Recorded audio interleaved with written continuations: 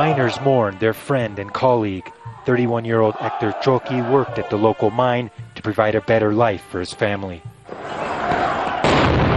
He was killed during violent clashes on Tuesday between rival groups who had converged on La Paz. It shut down work here at Colquiri, Bolivia's second largest tin mine. The battle pits two groups. On one side, there are independent miners who have formed private cooperatives, which are common in Bolivia.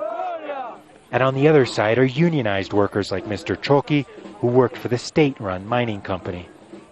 Both claim the rights to the most lucrative part of the mine, which could hold as much as 5 billion in mineral reserves. What we want is 100% exploration of the mine. For a long time we have lived in conflict with private miners and we don't want to continue like that. With neither group backing down, their showdown could have national ramifications. If the government takes sides, this could be seen as justification to review the exploration contracts in other mines in Bolivia where private miners work. That's why miners aren't giving in 1 inch.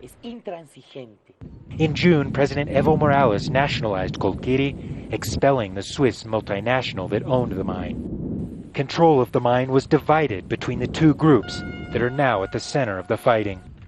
The current conflict is in many ways historic and symbolic for what Bolivia as a country is going through right now, working itself through a post-nationalization period. The question in this country is no longer, can Bolivia take back natural resources into their own hands? They've proven that they can and they will. The question now is how to divide up those resources afterwards to avoid the deadly conflict that we've seen this week.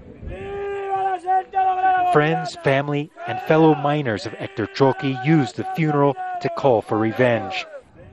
President Morales so far has not used his considerable personal influence with the miners to intervene, which in the end might be the only way to avoid more bloodshed. Gabriel Elizondo, Jazeera, Colquiri, Bolivia.